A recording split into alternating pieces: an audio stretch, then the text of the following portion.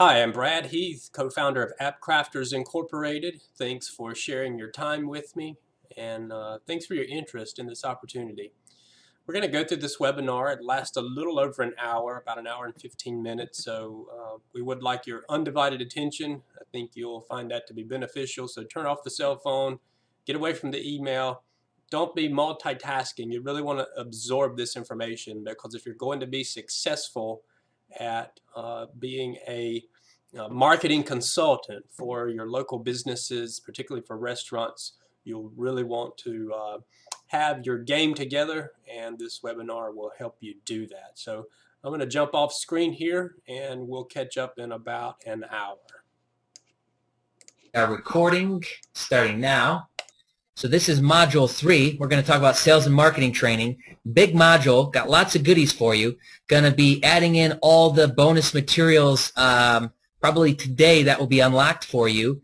And what we've got is, things from closing to opening to conversation tips, impulse factors.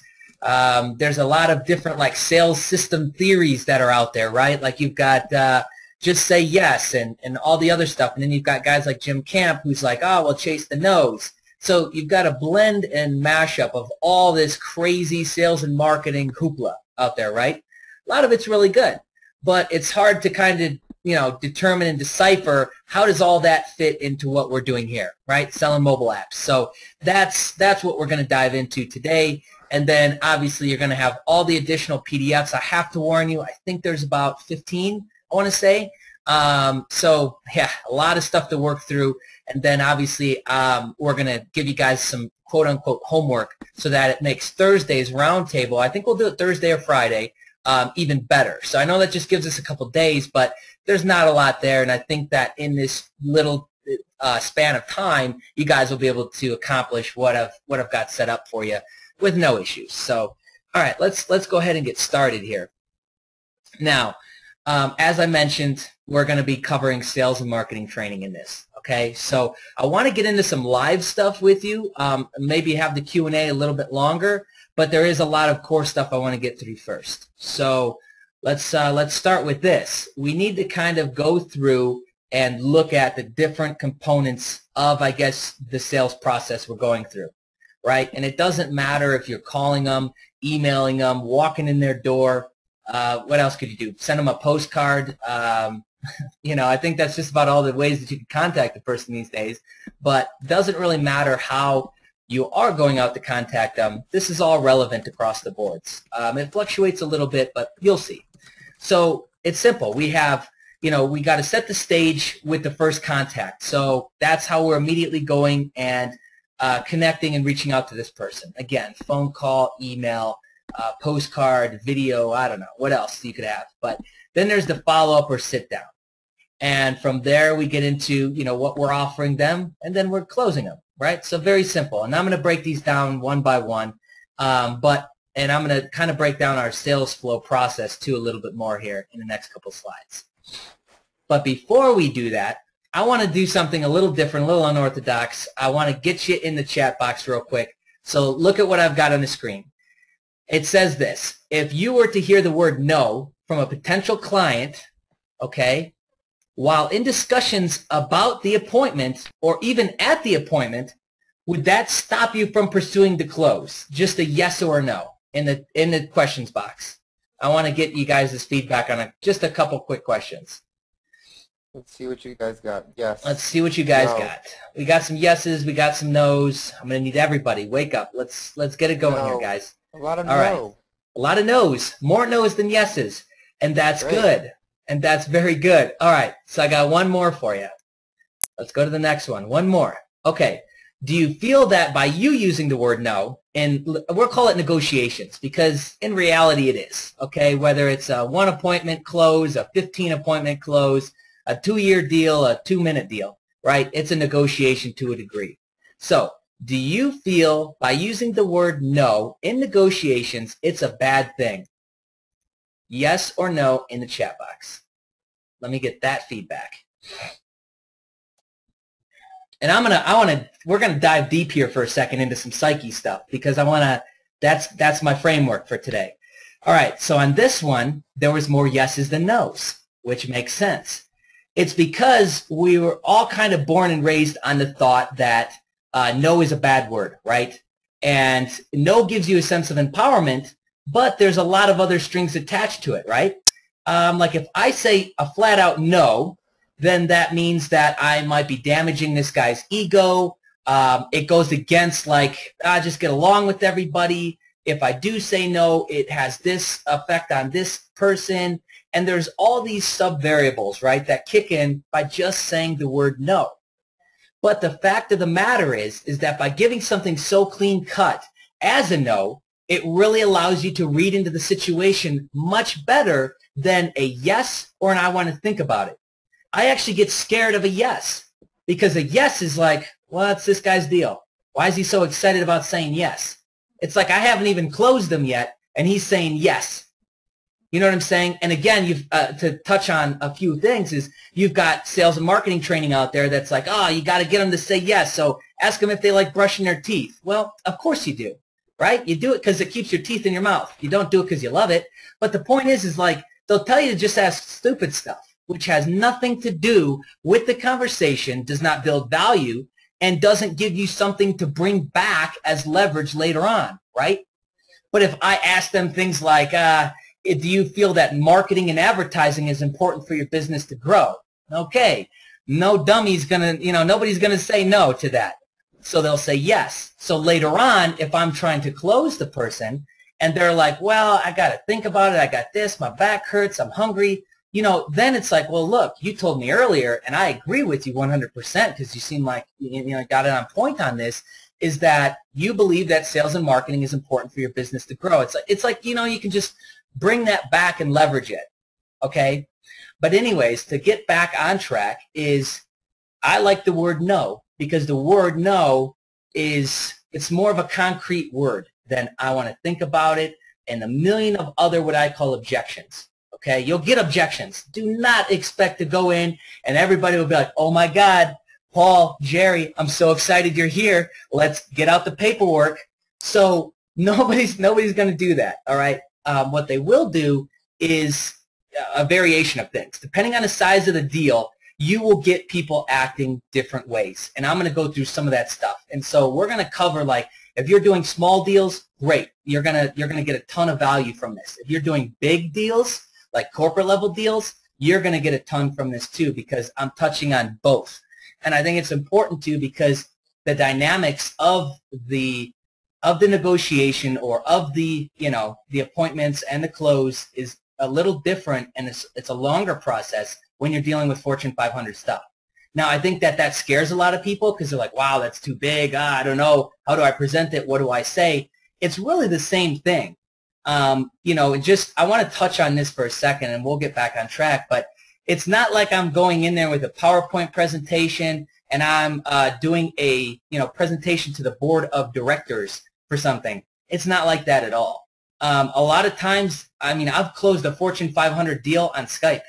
So, you know what I'm saying? It doesn't really matter. You want to go into these appointments, you want to go into this with no pre-assumptions. Pre-assumptions are the worst thing you could do because it sets this thing in your head, this feeling of like this is going to go good or this is going to go bad. And as soon as you have that in your head, that's it. It's done. You might as well not even show up if it's nothing other than yes, and I'm going to go in here and we're going to see what comes out of this. If it's anything else, you might as well reschedule, do a no-call, no-show, play some indifference, something like that because it's just not going to work, okay? Okay, so I think did I give a good enough baseline on why I like the word no versus, a yes or an objection? Because to touch on objections, we'll cover them even more in the upcoming slides, but objections are really hidden questions. A no is so pure, and then it can even be tossed out in the beginning. Like imagine starting a conversation like this. John, now, I've done a lot of research on your business, and there's a lot of points I want to talk about, but before we do that, at any point, if this does not sound like it's something you want, or if you're not feeling what I'm saying or you don't agree or anything, don't be afraid to tell me no. Okay? If you were to start a conversation with that, how much better, just put yourself in the shoes of the person on the other line, and you just heard that from me. Do you now feel a lot more comfortable with even saying the word no? Right? Because you're not worried about shattering my ego. You're not worried about it hurting my feelings. You're not worried about it burning a bridge. You've just had an invite to say the word no. And it sounds, I don't know how it might sound to you, but that is very fundamental. And a lot of times I'll lead in with something like that. It depends on how they're kind of, how they answer and stuff like that. I follow my intuition, I guess. So a lot of this does kind of come off spare of the moment with me and how I do things. But if you were to start a conversation with that, it lifts a lot of stress because you're basically giving them an out. Like, look, I'm not trying to sell you anything, but if at any point you do feel uncomfortable, don't feel afraid to tell me no. Don't be shy with me. It's not going to hurt my feelings. Okay, so what I wanted to talk to you about is I noticed, boom, and then I flow right into it. Now, and then, you know what I'm saying? And so that's how the conversation would start. So again, it lifts and alleviates a ton of stress. If I'm on the phone, a lot of times from what I notice in my experience is I get the most no's on the phone, like a straight up, like, I don't know, I don't think so, call me back, or this, or that, and then just a straight up no. But whether I solicit it or not. But in person, people are a lot more afraid to say no, even though they might want to, right? So like, why would I even want to waste my time? I'm going to sit here and waste my voice and my energy and my passion and my love for you to just really not be into this at all, but you're just afraid to tell me no. I don't want that because I can go and talk to somebody else and we can strike up a deal and they see the value in me, right? So I hope that's all making sense, and that's kind of where I wanted to start things. So cool. I got a ton of great feedback in the chat. So let's keep going. All right, so let's now cover what I would consider the typical process flow for a new client, right? There's variations to this, but I don't want to confuse you. Now, me and my personal experience, I've found that every situation is a little different, but I stick to this core flow, and it makes things a lot easier. So I would suggest that you do the same thing, okay? It's simple. You start off with you contact them, right? I'm either calling them on the phone, I'm walking in, or I'm emailing them. And that's the first touch point. Now we've started the process. The second thing that normally happens from that is based off of that phone call or that walk-in or email is I'm setting up an appointment. That's the best thing that could happen, right? An appointment to where I can come in and we can chat. I can show you the mobile app on your phone, on my phone. We can play around with it. I can get you excited, right? Or there could be a second follow-up, which would be, again, like a follow-up email, or like some other, follow-up touch point, I guess, like a, hey, call me back. Okay, cool. I'll call you on Tuesday. How's 2 o'clock sound? Okay, that works for me. So that second touch point would be the alternate there, right? And then from that touch point, we would then do what? We would circle back around and try and book an appointment. Okay. Some of these you'll notice you'll close them on the phone. You'll close them without talking to them. You'll walk in and close them right there on the spot. Again, that all is variables that can change it, but this is the baseline. And then number 3 is simple. You show up for the appointment, or due to the email follow-up, and now you have the appointment. From there, I mean, you're not guaranteed to close them at that first appointment, so I didn't add in like, oh, what can happen from here? I'm not trying to confuse you. I'm trying to keep it very simple. So you contact them, you set an appointment, or send them out an email, and then you follow up, you show up for that appointment, and we're looking at closing the deal within, I would say, a respectable amount of appointments would be anywhere between 1 and 4. If I'm going more than 4, it better be a big deal. You know what I'm saying? Like, we got to pull in this other department and this and that. It's going to be this massive thing. And even then I get hesitant because I just don't see the point. I'm wasting gas, I'm wasting trips, and I'm going to cover some of the reasons why that might be happening to you. If that's happened to you, you might start to giggle a little bit when I show you some future slides here in just a few minutes. And you guys got to remember also that it's a numbers game, so sometimes it is better to kind of understand everything Jameson is saying so you know that it's kind of time to cut it and you don't have to hit the 3rd and 4th and even 5th appointment, because a lot of times in small business, in these kinds of things that we're trying to sell, people like to have meetings, and they like to have a meeting about a meeting to then have a meeting.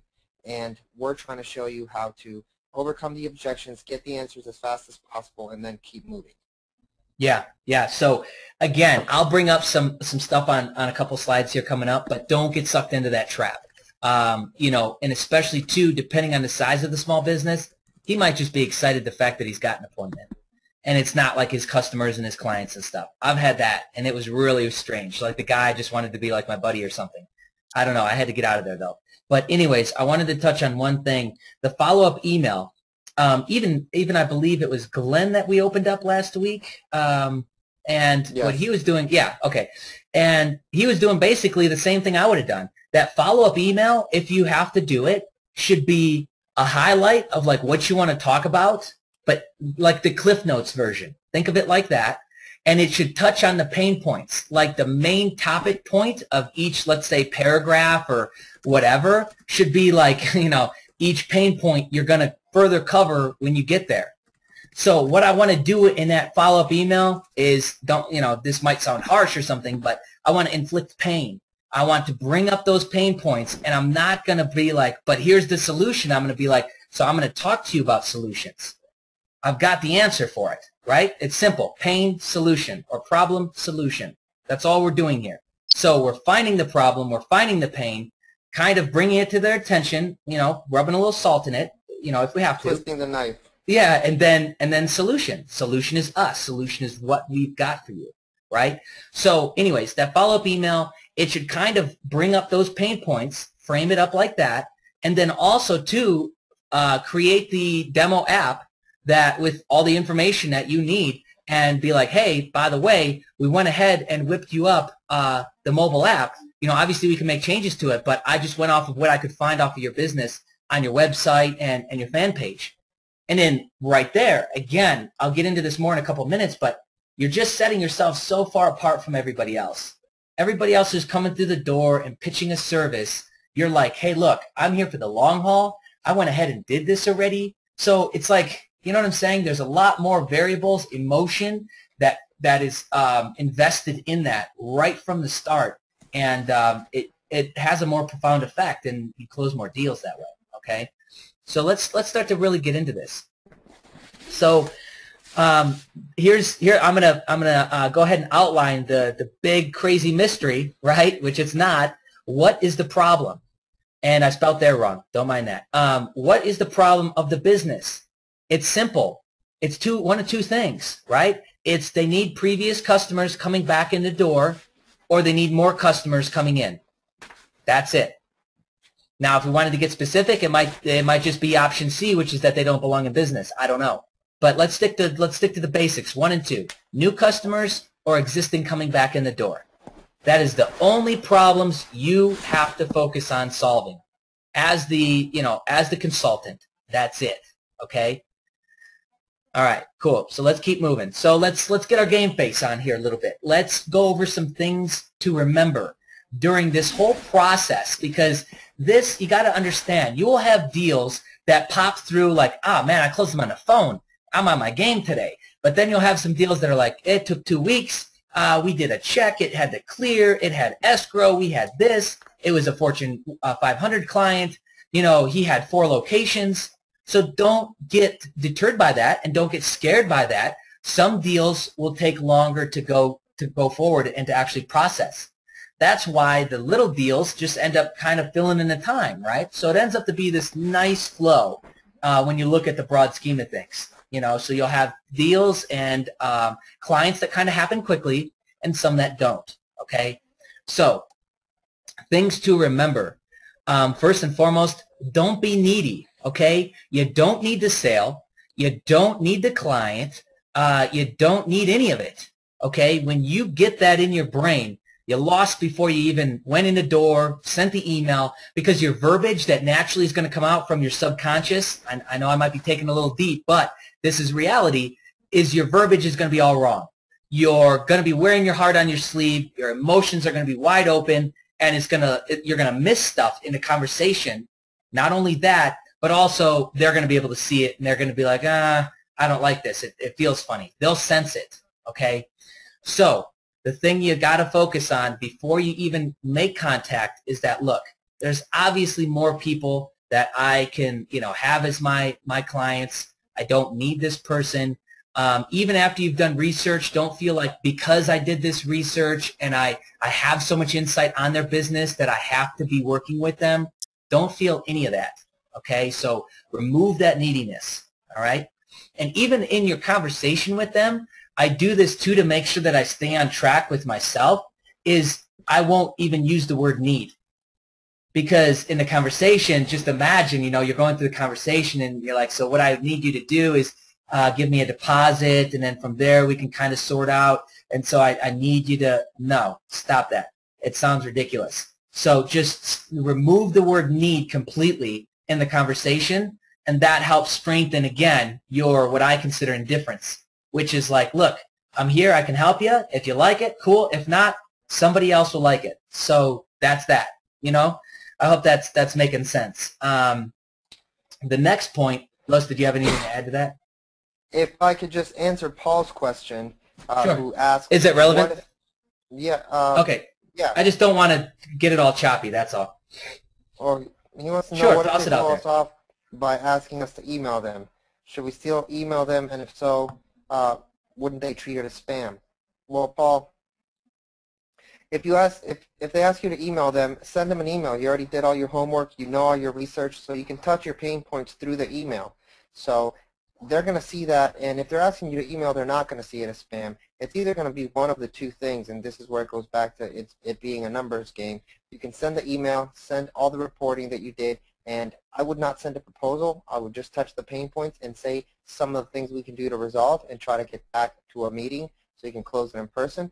So if you do that, they're going to give you a call, and you can have one follow-up. I suggest to follow up once, and if not, just no follow-up. If they don't call you, and you followed up once already, then leave it be and just keep moving. Yeah, I agree 100%. I never proposal an email unless it's like, look, this is a done deal. Send me over the contract. I'm going to sign it, and then we're going to get you a check. That's the only time I email over anything like that. So I wanted to touch on that because I'm sure people are curious about that. Also, too, I have the questions box closed, so I'm relying on Los to kind of get us handled there. But yeah, Paul, that's a great question. It's not necessarily a blow-off, but I would inflict that pain in that email. So really hit on those pain points, all right? And I would cross-reference his competitors, right? So maybe go take 2 minutes, find his competitors, right? Well, this chiropractor over here, look at his website, way better. Or look at this guy over here, he's actually got a mobile optimized site. You don't even have that. So like little things like that, it's not really like an insult or a diss to the person. It's like a kind of strategic fact placement is what I call it, okay? So hope that helps. So let's get back on track. That was a great question, though. Things to remember, another thing is that you've done your research. So kind of like what I was saying with don't be needy is remove any kind of pre-thoughts in your mind like, man, because I found out that this guy doesn't even have a website, this is going to be such an easy close. Oh, my God, he seems like such a cool guy because he does seasonings, or he's a chiropractor, and I need to get my back adjusted anyway, so we're going to have that as a talking point. And he doesn't even have a website. I'm so excited because he's going to be so easy. Remove all that, because what I've found, and again, if you've never been out there to sell anything, you'll find this out very quickly. The ones that you always think are going to be like the layups are never the layups. And the ones that you think are like, oh, man, this one, oh, God, remember this one the last time? She yelled at us, chased us out the door, whatever it happened to be. That one ends up being the good one or the great one. So it's usually flip-flopped. And it's because you go into it, as soon as you get in your brain that like, oh, man, this is a layup, you don't fact placement as well as you should. You're not dropping the things that you should be on them. You're not hitting the pain points properly. You're giving them a very laxed kind of presentation of what you found, right? And that can all be communicated with me just talking with them. I don't need PowerPoints. I don't need shiny stuff. I'm just talking to them. But because in my brain, I'm thinking this guy's already sold. He's so easy. I'm not touching on him the way I should be. So it's a different kind of a conversation, and those usually don't end up closing right. Okay, so I'll tell you that right off the bat. And then also, too, a thing I want to touch on, and people don't don't take this into consideration because of the different variables here, but you have to build the budget. All right, let me break this down. You have to figure out what your budget is, and then you also have to build theirs. So let's start with yours. What does that mean? Well, it means this. What am I willing to put in time-wise, energy-wise, money, emotion, etc.? What is like my cap, right? What am I willing to put into this before I'm like, oh my God, this guy's sucking the life out of me. Done. I'm out of here. Next one, right? That is what your budget is, okay? Because the biggest one that people discredit and don't put value on is their time. They think that time is a free asset. So cool, man, I can just do it myself because I got nothing but time. When in reality, time is your biggest asset, right? Because you never get it back. Money, it comes, it goes, right? Energy, emotion, effort, changes, ups, downs, ins, outs, but time is not replaceable. So that is the biggest thing that I take into consideration when I quote unquote build my budget. Okay, because I'm thinking of it like, look, I'm putting in my, all me into this. I need to have a cutoff point. And every single one of you listening to this and on the replay, you need to, if you have to, rewind this and listen to it again. You have to evaluate your time as the biggest asset in your budget and the biggest variable in your budget, okay? So that is the most important thing that you need to look at. Don't look at it like time is free. It's not. It's not. And what will happen is you'll do a bunch of free stuff and you'll never get paid and it's next week, it's this, it's that. No. Go into it with with this framework I'm building for you, and you'll have much, much better success, okay? So that's your budget. Now the second thing, or the flip side to that, is their budget, right? So how do we build their budget?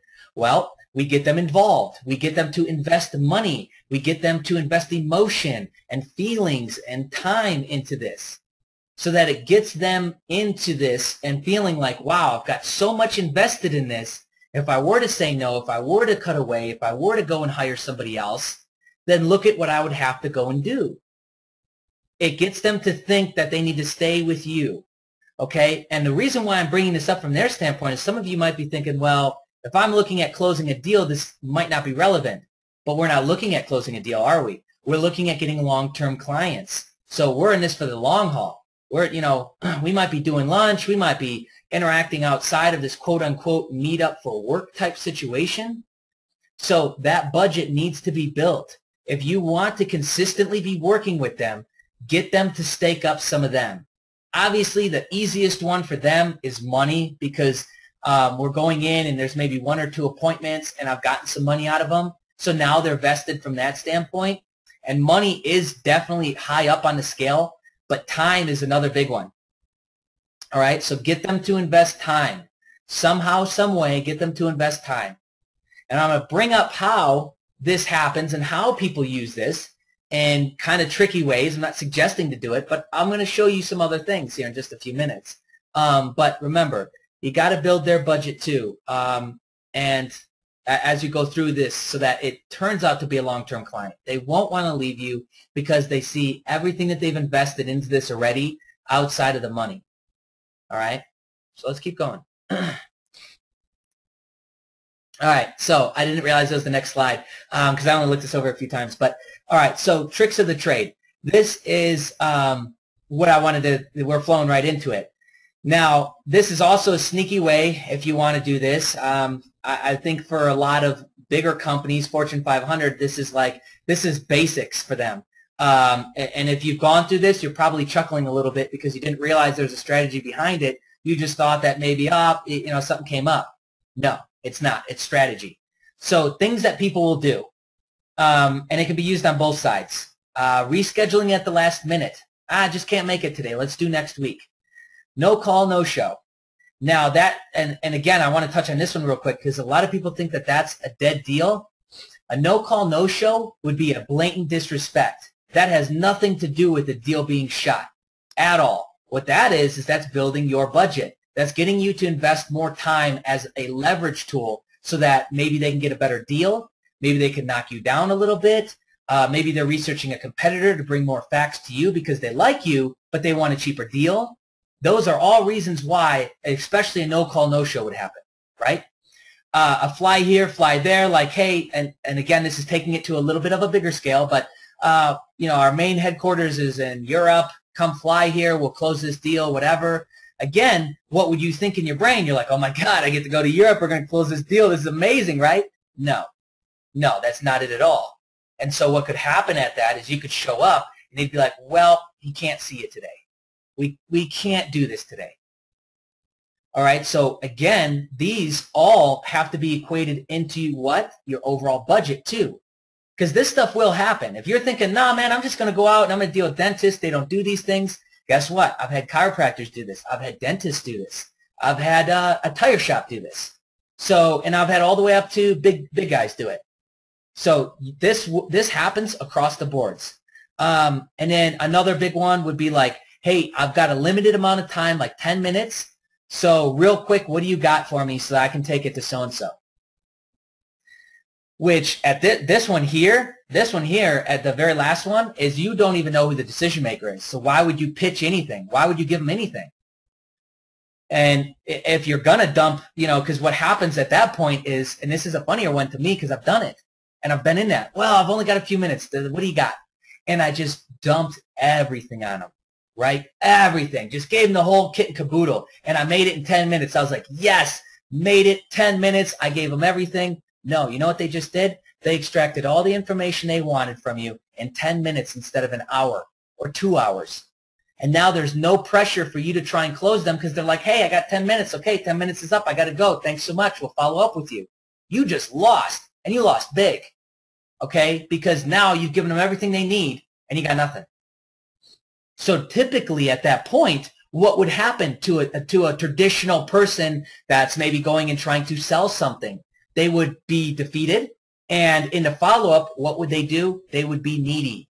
You are not going to do that, because if you haven't heard any of this stuff before, and if all of this is brand new to you, now you do know.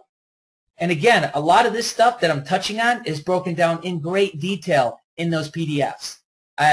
You know, we spent a massive amount of time on those PDFs giving the ins and outs of conversation tips, closing, impulse factors, you know, scripts, everything. That is what that'll all be. Okay, so if you're feeling like maybe the dots need to be better connected for you, that's where all those will come in. I just want to touch on that. All right. So real quick, Los, do we have any relevant questions before I keep going? Nope. I guess that's a no. Okay. So, and just to wrap up on this, I call it tricks of the trade, I guess, but this stuff, a lot of this is normal stuff that you'll deal with. So if it sounds brand new, cool. Now you're ahead of the game. If you've heard it before, maybe it's a refresher. So, I basically say these tricks and more that are not mentioned are used to keep the status quo, okay? The status quo is just basically who's got the ultimate leverage. That's why they're used, all right? And it's used to get you on the defensive and get you feeling needy. So then what do? You cave. You give them more. You give them, oh, well, I'll do this too. Well, let's match his price. Let me waste another flight. No, none of that, okay?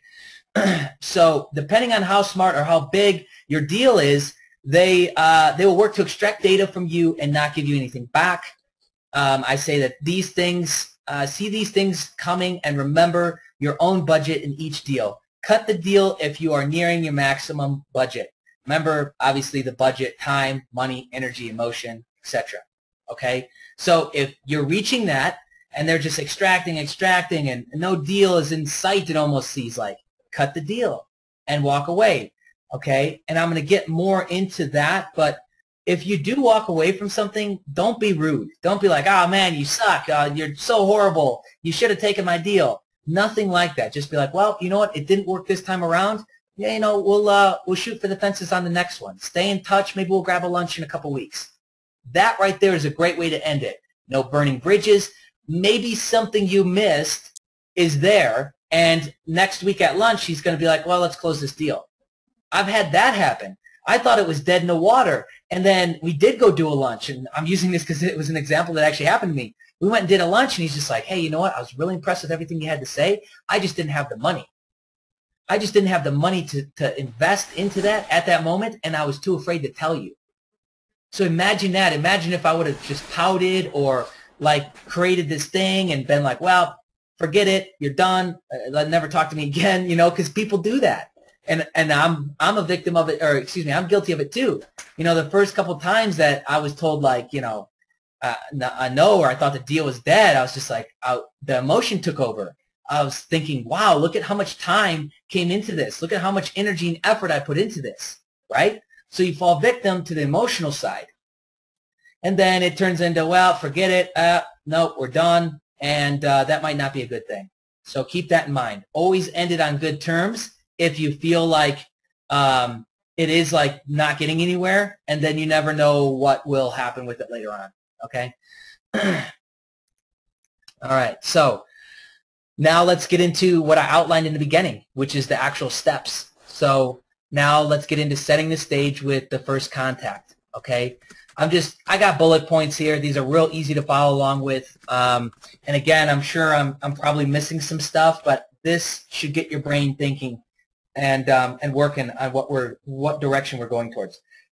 Excuse me. So keep in mind that you've done the research. Now is when you get to drop these facts that you have found into conversation. All right. So it doesn't have to be like I found a million things, blah, let me just verbally dump it on you. I would do it more strategically and to where it's like that is helping build what I want to do for you. That is building the solution. All right. The fact that you don't have a website is this, that, and another thing. And that's part of what our solution is going to be in this this first stage or this first process, whatever you want to, you know, term that as, right? Or, you know, you not having a fan page, it's not really a big deal because there's a ton of dead fan pages out there. And I always tell my clients that I'd rather have them start with nothing than have a fan page that's already out there and it's just, you know, it's in the graveyard, it's dead. So now we get to start over with that and we get to do it the right way because we're going to do it with our team of experts. So, you know, and again, I'm just crafting that all into my overall, okay, which I'm going to talk to you about how many things you should add in, you know, and the specifics of that. But let's keep going. So these things that you've found, a lot of people will just dismiss it, right? And maybe they don't know how to leverage it, or they just think like, okay, cool, I know a little bit about this guy, and that's it. It goes way deeper than that. This, like I said, this is your ammunition, okay, in conversation. This is ways that you can use this to get past gatekeepers, to either confuse them, wow them, or do something to get past them. And then it's another thing too is it impresses the decision maker, or DM is what I have on there. That's my little abbreviation for decision maker, okay? So it impresses them, okay? Because now what are you doing? You're telling them about all these things that you found wrong with their business. An outside perspective is always better than an internal because they see the things that you are not seeing. So imagine what you're doing. You're opening their eyes. They might not have even realized what's going on with a lot of this or that, right? Their marketing efforts or whatever. So, you know, again, that you're kind of like opening their eyes in this conversation and in this process, right? All right. So also too, you know, remember that you are setting yourself apart by doing this, which is building the chance of more appointments. And what I mean from that is we're starting at step one. So by the fact that I've gone out and done research, I know of all these holes and gaps in their marketing strategy. It puts me at a huge advantage because is the outsourced third world India SEO company, are they doing that? No. Is the guy who's talking about how fan pages is going to save his life? And so what are you going to do for me? Well, I'm going to build you a fan page. Is he doing research? Nope. He don't even know if they have a fan page. If he's gone that deep, I'd be surprised. Okay? So you've got way more ammunition and things that you found than just those simple one-layered things. So that is, again, setting you apart from everybody else. And that's going to build value in this relationship and in this conversation because they're going to see that. All right? And that goes a long way with somebody that, you know, deep down inside, whether they're trying to get a better deal or they don't think they need it. All right? And so it's your job to make them see what the issues are and what the solution is and why they need the solution. So again, it's simple. Problem, solution, right? Let me grab some water here real quick. Guys, Okay. it all goes back to positioning yourself. Yeah, yep. And so that's coming, again, that's coming clear and back in full circle to this step in the process, okay? So for those of you who thought maybe, well, I don't need to do this, this is too much, again, I'm proving to you why the few minutes that it takes is absolutely crucial, okay? So the last thing is that I call it create a mission or a purpose with this potential client and stick to that. What do I mean by that is you have to create an end goal, all right? What am I doing with this? What is the solution for this guy or this business? And even if you want, I tell it here right at the end, is that even if you want, tell them that.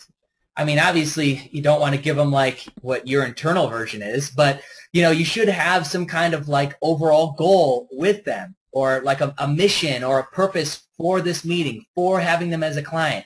What is that? Tell them, my mission with you is this. My goal with you is this. You know, there's 30 other chiropractors in this city. I want you to be the #1 chiropractor, not only because I want to come in here and bring my family here, but I want to see you strive and succeed. It's changing markets right now. And the name of the game is, you know, who's at the cutting edge of technology. And so that's what we're talking about here. That's what we're going to do with this solution. We're going to put you at the forefront of that. So, you know what I'm saying? And then that's when, like, ego kicks in with them, and they're like, oh, my God, you know, they're starting to get starry-eyed with you a little bit. Starry-eyed, sorry. All right, so next comes the follow-up or the sit-down. All right, so this is where it's either I'm doing a follow-up email or I'm actually sitting down and this is an appointment, okay? And so, again, I reference, remember your uniqueness. You're different than the others, and it's not because of price. That is your positioning, all right? So regardless of how many people might have come through the door, they might have even told you. I've had that happen. Like, cool, I like what you're saying, but there's been like 30 people come through the door. One guy was talking about SEO. I don't even know really what that is. Other guy was talking about videos. This guy was talking about fan pages. I don't get it. Well, you know what? That's the great thing about me is I don't sell services. What I do is, as I've openly pointed out to you, is I find the holes in your marketing strategy. And it is my goal to build a solution that is custom tailored to you and your business that will, you know, continue to grow your business and put you at the forefront of, you know, changing markets. You know, how that sounds amazing, right? Like that gets people back on track. That gets them thinking like, wow, you're right. This other guy he didn't even know what he's talking about. He's just trying to get a check out of me for SEO, right? So again, that's why we don't care about price. We care about positioning, okay? All right. Also, too, this is obviously we're in a conversation with them, right? Let's assume we're sitting down with them. They're talking. We're talking, right? Don't hog time. Looks arrogant. You know, it's often mistaken as maybe it's really excitement, but it's looked at as arrogance. Like, wow, this guy's not even letting me talk. He doesn't even really know what my problem is. And then, again, what does that do? Drives up emotion. And then it brings emotion into the game where we're trying to leave that out, right? So give and take, right? They're talking, you're talking. I want them to talk more than I do. That's another thing I do completely different is everybody will probably tell you, you know, there's a million sales and marketing courses, right? Take control of the conversation. You know, do this, do that. Well, I want them to talk because I want them to feel comfortable with me. I want to listen and be observant so that they feel that we're connecting because we are. They're sharing information. They're sharing part of their life, their business. This is what they grew up with this goal, right? To get a business, and now they have one. This is their dream that we're talking about here. There is absolutely a huge amount of passion with what they're telling you, and there's also pain. So keep track of that. Because we have the advantage of, like on a phone call or sitting in front of them, it's super easy to spot emotion. It's very hard to read emotion out of an email, isn't it?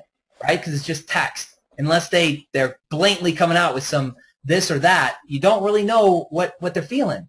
But if you're sitting down in front of them, or if you're on the phone with them, there's hesitation. There's voice level differences, right?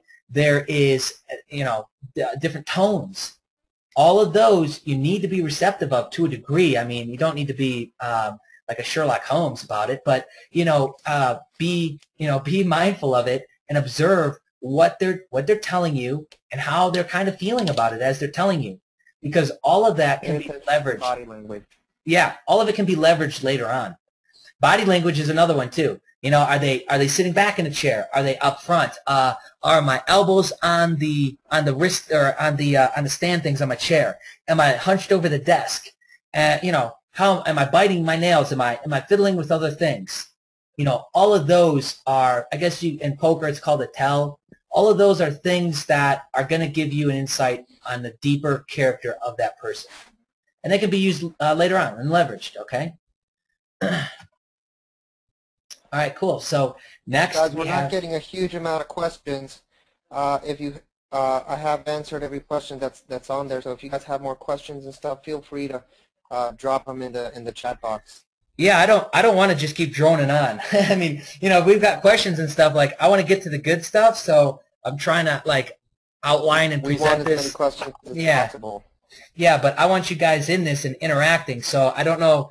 I'm sure it's late where some of you are. Maybe it's early, but let's get into this. This is what we're doing with you. We're building your business right now. This is why you got involved with this. So, whether you're on live or watching the replays, let's pay attention to this stuff, because this is all concrete foundation to what you're going to be building. All right.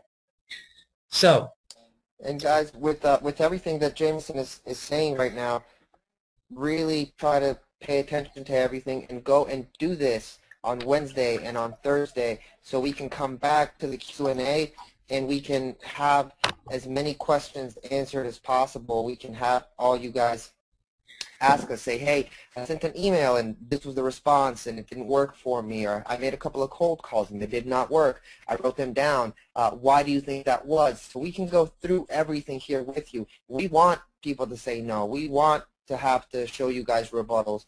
We're here to support you and to help you in everything, okay? So don't feel like we're not here. We're here, so just listen to everything, apply it, and if you fail, no problem.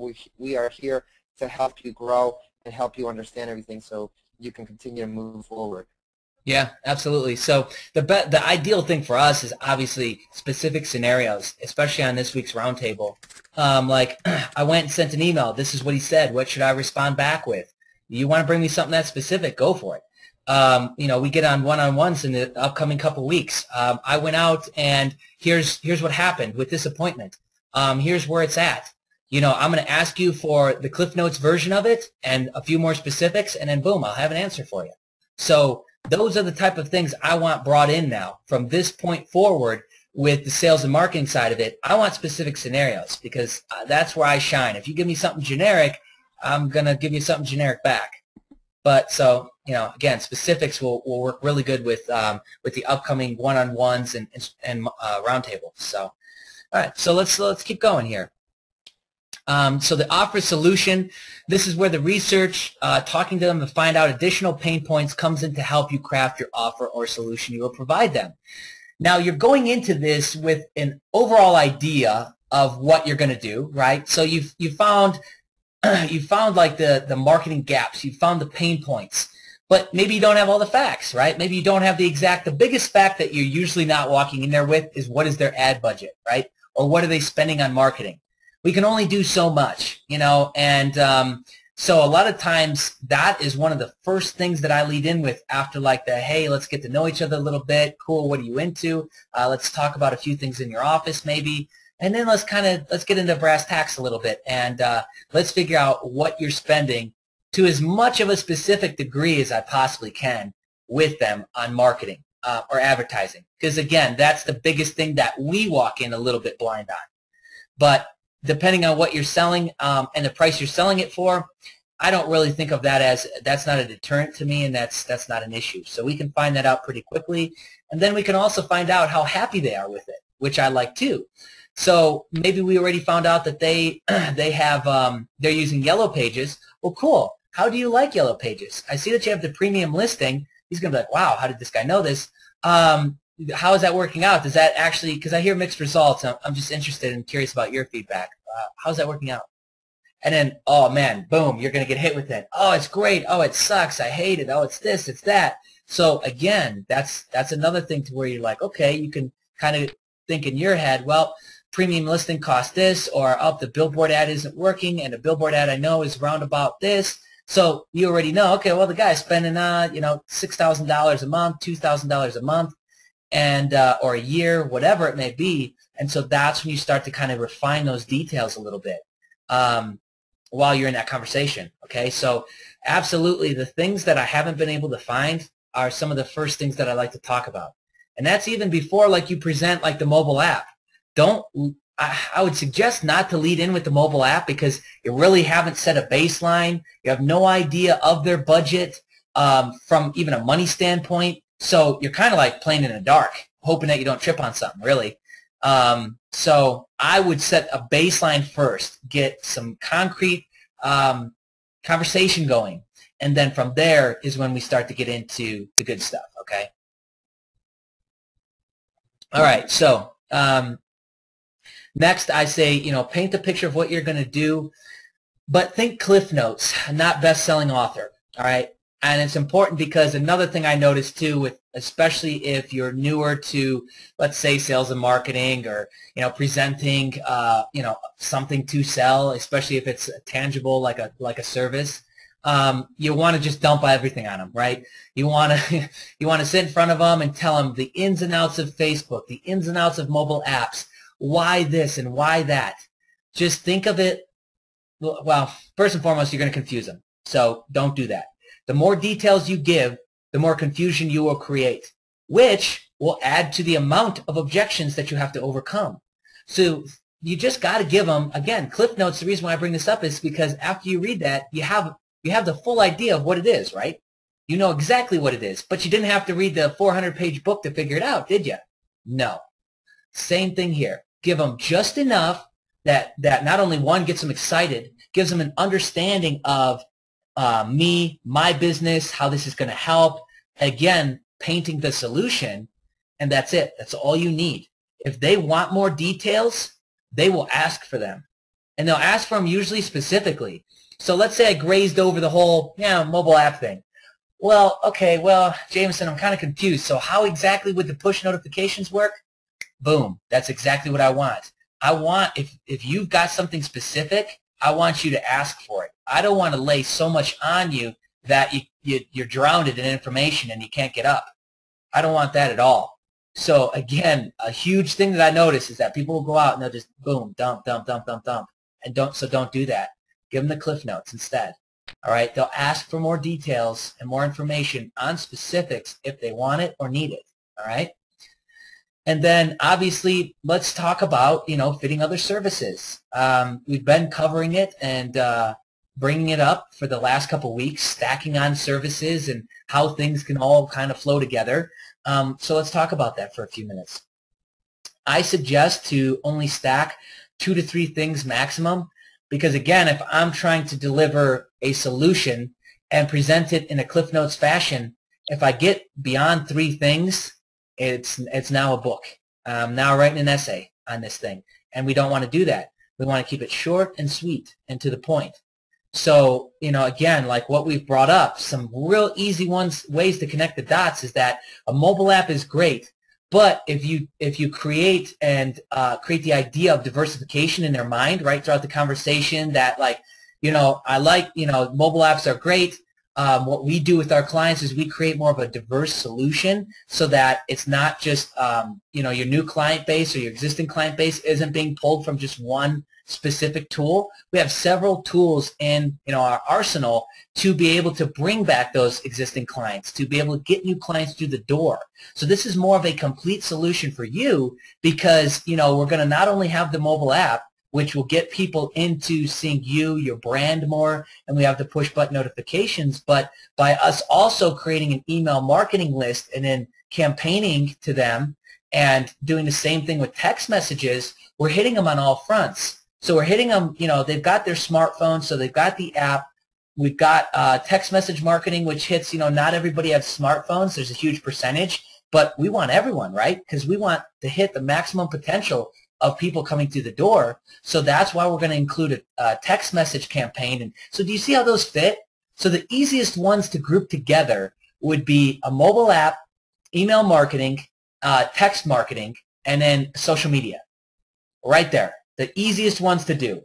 Because what I find is that when I start getting into like upgrade your website, SEO, I got a guy for that. And that can be a very hard objection to overcome, because I did tell you that objections are really glorified questions, but you get into trouble with this one because then it's like, do I cut this guy down? His work really sucks. I know, because I just went and researched the heck out of it. He's not optimized here and there. Should I say it? So you get into like gray territory of, well, if I come out and just say, well, your current guy is bad and here's why, then that gets into this whole thing. Well, let me go ahead and fire him first, and then we'll look at, this, or, well, he's an employee, so I got to worry about if he quits and now I've got unemployment. Do you see how that's a spider's web of just a mess? So that is a hard one to overcome, and I just try and avoid it. So usually the website guy, the IT guy, right, that they consider, he's not messing with mobile or social media. So it's a lot cleaner of topics. And then if it is brought up, well, we got a guy for that. Well, okay, so you mean you've got a website guy on staff, right? He probably handles, makes sure the website stays up and all that, right? Oh, yeah, that's what he does. Cool. I'm not talking about that. So he's great with what he's doing. I actually did research on the site. Looks very well optimized. So kudos to him. What I'm actually talking about is this. Boom. And then I just go right back into it. So I've kind of averted that completely, So again, stick to 2-3 things. The easiest ones to bundle together is, again, because we're providing a solution, that the mobile app isn't the end-all be-all. It is the shoe-in. It is the way to get into the door with this new innovative technology that's not oversold like a fan page, right? And it's also a great solution. But, on the back end of that, easy integration points are, well, email list. Are you doing it? Yes, no. Yes, great. Who are you using? Demandforce? Well, why don't we take a look at that campaign? We can do that another day just to make sure that everything's optimized. Okay, how else are you connecting with your existing customers? Well, we're not. Do you have an inventory of mobile phone numbers? No, we don't. Okay, great. So what I would suggest is the mobile app, we're going to hit a huge reach, we're going to have huge reach on. But a lot of people don't have smartphones, or not a lot of people, whatever your verbiage is, you know what I'm saying?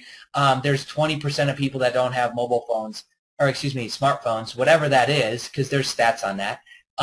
Hit them with that. So, how we get them in is that we roll out a text message marketing campaign. Super easy to do. We would just work with your staff to roll out, A, B, and C. Or depending on what details you're giving them at that point, I would insert them there.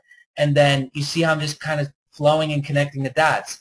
Cool. So outside of that, the only other component I can see that needs to be immediate is that you have no social media presence. Now, your website guy, John, in the back, will agree with me on this, is that it's a huge ranking factor now. Google's blatantly said it, and there is, I can show you charts on top of charts. It'll bore you, but basically, Facebook, this and that is the major components to, an optimized site and better rankings. So I know you're already out there. He's crushing it with SEO, but there's a new component I'm sure he's been talking to you about. And so this is how we kind of connect the dots with that. We get this fan page set up, and we start driving traffic to build this community. So again, connecting the dots, right? You see how all that's kind of coming together? All right, so I think I got just one more here, and that's the close. So I don't really feel that in most of the situations it has to come down to like, so do you want to do this? I never really get to that point, and I never ask that because that's kind of silly. You don't want to get them to the point to where it's a yes or a no. You kind of want it to end with what are we moving on, right? What exactly are we doing? Are you comfortable with this or that, right? So the close is, at this point, you've built up the value of you. You've presented the problems that they have and the solutions that you have. So it just kind of comes to this amicable ending to where it's like, okay, great. So here's how we move forward from here. We ask for at least a 25% deposit down to get get things rolling to get you in the system, and then from there, we can set up a payment plan. Or if you want to go ahead and you're more aggressive, you want to get this stuff started today, we can go ahead and get things rolling as soon as today for you. Something like that is a lot better of a close, I feel, because it's like, well, not only is it telling them, you can tell me flat out if you got no money, because I already offered you a payment plan, and people are scared to death, just almost as much as a no. They're scared to like, well, I don't have 5,000 today. All right, great. You know what I'm saying? But they're not going to present it like that to you. They're just going to say, well, I got to think about it. Well, I got to think about it. The first thing I usually come back with is price. And I don't offer a discount by any means. I offer a payment plan. All right, so when the second I hear I want to think about it, if I have not presented the payment plan, boom, I throw that in right away, because that is 9 times out of 10 what it is. Because at this point, if you followed everything else that we've been showing you and teaching you, the conversation has been built up. We have put in a serious amount of crafting into this, and it is coming to its beautiful culmination at this point. All right, so I want to think about it, and with this training and this foundation, and 9 times out of 10 is going to be price. So okay, great. Well, you know what? A lot of our clients, what we offer for them, and again, this is a long-term thing I'm looking at doing with you. So if you want, we can just we can get a deposit to where we can get you in the system, because I told you that, we only work with 2 chiropractors in Austin. We only work with 1 chiropractor in Austin, and you and I have so much invested into this already that I would like it to be, I would like to work with you, or, something like that. To where now I'm hitting them with maybe a little bit of impulse factors, and that's all in a PDF. So if you're not familiar with that, you will be after you read through that. But at that point, then, it's like, okay, great. Now I present the payment plan. Now it's either close or another objection. So you got to understand the process flow of this. After you've gone through the conversation, presented the solution, the close is really just handling objections. It's that I want to think about it. So I got to talk to the accountant. Let me crunch the numbers. This all sounds good, but let me review this and get back to you next week. Well, I got a business partner, and I got to talk to him. That one there is that you failed to do your research, and you didn't get this info in the beginning of the conversation. You got all the way to the end and found out that you're not talking to the decision maker. That's a big, big, big goof up, okay? Which isn't a big deal, but it takes the negotiation now into another long stretch, and it could actually turn into a no. You sold John, but what if Peter doesn't like it? He could completely hate it. Now I got to start all over again with what I talked about. It might not be as good. I might not be on my game. I might not have as much caffeine in my body. All these variables now come into play, right? So that one is I didn't do my research, and I actually have a full PDF of, I think there's, like 20 objections and what they mean and how to solve them in a PDF as well. And they're all related to this specifically, like with mobile apps. And yeah, it's these type of things. So anyways, at that point, you're just overcoming objections. If everything else has gone the way it should, you're just overcoming objections and then figuring out, how are we going forward from here? How are you going to pay me? Are we moving forward? And let's handle these last minute questions. That's kind of where it's going. All right. So I've got other stuff up on the slide, so you should have your screen open to that right now. But basically, I just mentioned that. Don't be afraid to ask for the close. After deal is done, offer incentive to bring in other business. Wow, that's a huge typo. To bring in other business, make the incentive good, so they know other business owners, right? And how do we get them to get those guys to now get with us? That's what you got to sort out. So give them some incentive. I mean, I don't mind tossing somebody $500 to, or hey, we've got this thing where it's a monthly. Basically, if you bring me, 3 guys that go ahead and get started, then, I don't charge you a monthly anymore, or this or that, because I already know that I'm going to sell those guys the monthlies. And I wouldn't have gotten those guys without this guy doing it, so let's just give them a break, right? So that's when I start to give discounts and deals. But they're not like, let me shave 10% off, or let me this. It's all a kind of give and take. Like, great, so you see the value in this. I'm sure you know other business owners. You guys probably meet up at BNI groups, do the whole lunch thing. I'm excited to meet a lot of them. I just want to let you know that, we do incentivize our clients to, we grow by word of mouth. So we incentivize the people that we're already getting great results for, or who are impressed with what we're about to do. We incentivize them to go out and get us new clients. Now, we have a client cap that we work with, and right now we do have about 3 available slots for new clients that we're bringing on. So outside of yourself, if you know of anybody, we actually give upwards of a $500 incentive for people that you refer to us that go ahead and get started. Now, you see how specific I was? I termed it in a very general way. I let them know that, look, I'm not just paying you to give me a name. They got to get started. They got to pay to play, and then I give you a discount or I cut you a check. And so those are all things that I can just write out, shoot that out, and then right there at the close, now that one deal turned into how many? So you got to ask, though. You got to ask and you got to present it. Otherwise, you won't know. And I've made that mistake. I've made the mistake of assuming that this guy owned 1 location.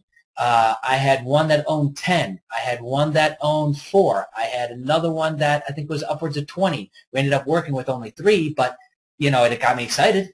So, but I asked, too. So I would have known that if I wouldn't have asked. All right, so got to ask. All right, so some other things I note here is only loop back to the close so many times and then cut it in the meeting if you're not getting anywhere. What I mean by that is that if you've gone through and exhausted objections and this guy is still hemming and hawing, or this woman is still hemming and hawing, you know what? I understand. Maybe you're just not ready at this point. I know that there's a lot of other hold on, let me rephrase that. I'm shooting off the hip here and I'm actually starting to get tired. So, you know what, maybe you're not ready. Maybe that what we should do is maybe just set another appointment, or why don't we grab lunch over the next couple of weeks and just, go ahead and think about it. But please understand that I do have about 3 other meetings this week with chiropractors in this city, and I told you that I work off of exclusivity, and so I only work with one. So I'm not trying to sell you with saying that. I just got to tell you the facts, and so I've spent a lot of time with you. I think that we can do great things together, and I can provide you with the solutions that will solve your problems. But I get it. You need another, you need more time. So you've got my contact info. Let's try and grab a lunch next week, and let's leave it there. Great. Handshake, walk out the door. Done. Right? Left it on great terms. Gave him some crazy fear of loss at the end, which is where I was like, look, I only work with one. I presented it all to you. I got other appointments. This guy, if he even lets you leave, will probably call you in the next 48 hours. It won't get to the lunch because he has that sense of urgency, that fear of loss in his head now. He does not want to lose that because he sees the value. Something else is going on with this guy. He's a crackerjack of some sort. He doesn't know what's going on. So he's got to kind of process this, and then a lot of times they get back to you. I would say the rate would be like a 6 to 8 out of 10. Get back to you within a 48-hour window. Hey, let's go. I decided. Yes, no. Cool. So again, I touched on this several times now throughout this, but if the deal does fall through, don't be rude. Just kind of be indifferent, like how I just presented a potential way to get out of that and end that conversation. A lot of people get afraid to end a conversation. What's my exit strategy? I don't know how to leave this conversation, so what happens? Well, we start talking about baseball and his kids and all this and that, and while that's great, I'm also looking at striking a business deal. So that actually kind of helps kill it, because then it's like, oh, what are we, buddies? What is this? It's morphing into something different, and a lot of times that does not lead to a close. All right? So I just want to state that. And a few afterthoughts, and then I think we'll move right into Q&A. I think everybody's probably sick of me talking. I don't know how the chat box is going, so I don't know. I'm just messing around. So anyways, paint detailed pictures on topics when it's necessary, and cliff notes the rest. All right, so when is it ideal to paint a detailed picture on a topic? When you're talking about pain points, when you're talking about how all the other competition is doing this or doing that, when you're talking about your exclusivity, when you're talking about, you're hitting them with fear of loss. These are things that you need to hit in detail, because that resonates. That resonates and it hurts. All right? So when you cliff note it is, like I told you, when you're giving them what you're going to do. When you're hitting on pain points or why you're the guy to go with, that's maybe a little bit longer. That's not so cliff notes. All right? Use stats and examples to drive up authority throughout your conversation. That's a simple one. That's easy. We're going to give you a lot of stats on like mobile stuff, but if you're, you know, if you want to go get it right now, just Google it. Google, mobile infographics. Go Google Facebook infographics. You will get a ton of them. And what are they? Infographics are great because they're just stats. And then you can drop these subtly. Well, you know that 80% of users now have smartphones. You know that 15% of people do this. So those are all stats that you drop on them. And again, I've brought this up several times before, but people love stats, right? They're quick. They're quick off the tongue. They make you sound smart. People like it. That's simple as that. And it drives up your authority in this particular situation. And the second thing is just an afterthought to go back to the very beginning that we started with. Don't be afraid to say no or not work with a client if you feel they will be a headache or worse. All right, so first and foremost, don't be afraid to use the word no. And then also, don't be afraid to not work with somebody. If you're getting this kind of feeling that they are somebody that can't be tamed, what I mean by that is that they're going to call you every 5 minutes with all their problems, then you try and set terms to this, and if that works, but if not, then, you know, I've refunded, here's your check back, we were into this and now we're totally out of it. You know, sometimes it's just not a good fit. To reroute back to what I said before is don't end it like a, hey, I don't want to work with you because you just seem like you're a jerk, or that you're going to be needy and I already got a girlfriend. Don't be rude, but just say, look, you know what, after we've kind of gotten into this a little bit, I just don't really feel like it's a good fit at this moment. So what I would like to do is I'd like to go ahead and refund you, you know, what we had talked about, the $5,000, and, you know, what we'll do is let's grab lunch in a couple weeks and you know, let's catch up. Something like that. That's a nice, soft way of pretty much saying, look, I don't want to work with you. You know? So, and that's it. That's all I got. So let's open up Q&A probably at this point. Los, how are we doing with that? I've got all the questions answered. Yeah, let's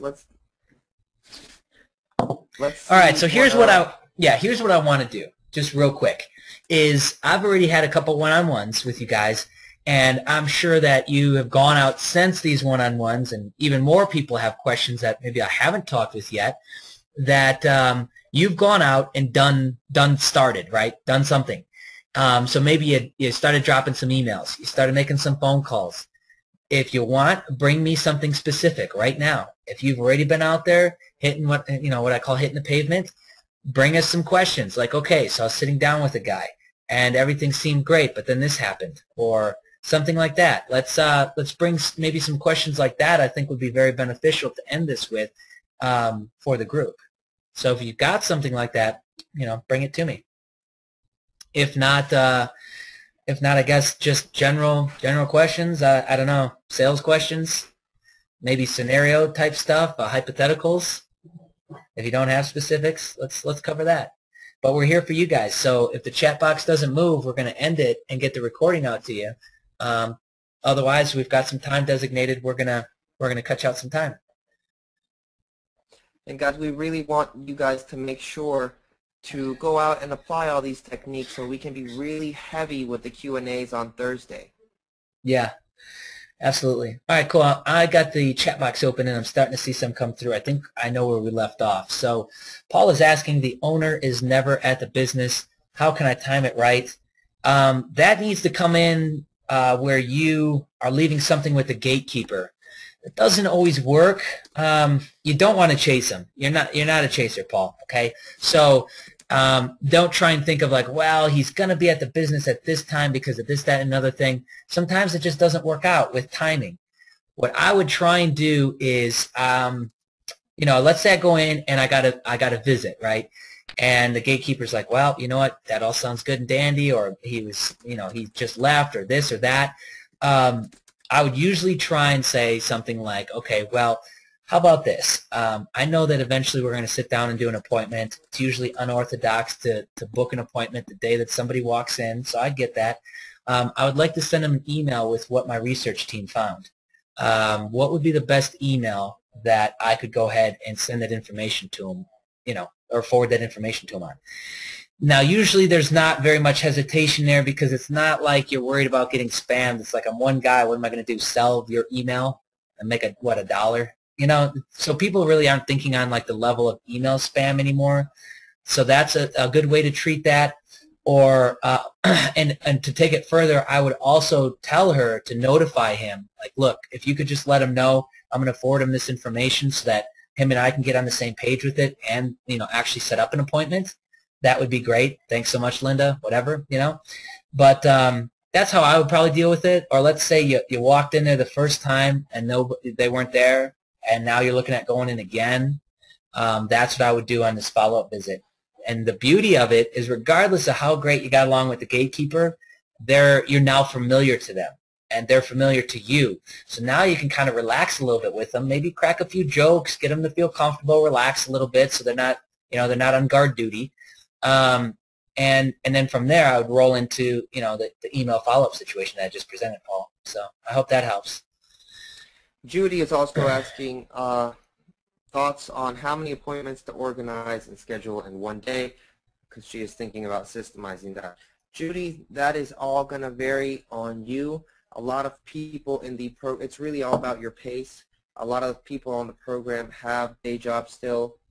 Others have agencies. Others are just getting started and a little bit nervous. So it's going to flow into whatever you like to do and however you're going to start feeling comfortable. I like to do it by emails. For example, I'll send out at least 10 to 15 emails a day. Okay, so I try to book myself to go see 3 to 4 people a day. Okay, out of that, I try to close 50%. And those are comfortable numbers because I do other things, and I have salespeople and stuff like that. So it does grow pretty fast. But on average, I think that those should be some numbers that you might be able to feel comfortable at, so you can kind of take at it slowly, find out what's wrong, still have time to answer all the emails with an iPad or your cell phone. I'm sure you have an iPhone or an Android, so you can answer the emails that you already sent out as you're going to the meetings, and you can close the meetings, make more meetings for the next day. That's why I focus more than anything on the initial email or call, so I can get those appointments going. Yeah, I agree. I mean, it's all your own pace. I would at least book 2 hours for each one. And why I do that is because I figure that our chat and everything will probably be about an hour, and then maybe I've got to commute. Maybe I want to get some food. I got to probably use the bathroom. Give yourself time for all that. Because there was a while there when I was just booking, and like all day long was appointments. And I would box them with a 2-hour window. So, I mean, to give you that extreme of like a fully booked schedule, that's how I did it. All right, so I saw one. Let me see if I can find it again. I think it was Martin. Martin has a question. All right, we're going to stop right there. I appreciate your time, and look forward to speaking with you guys on a one-on-one basis. So feel free to give me a call or drop me an email, and we will go over specific questions in greater detail. So thanks so much, and look forward to working together.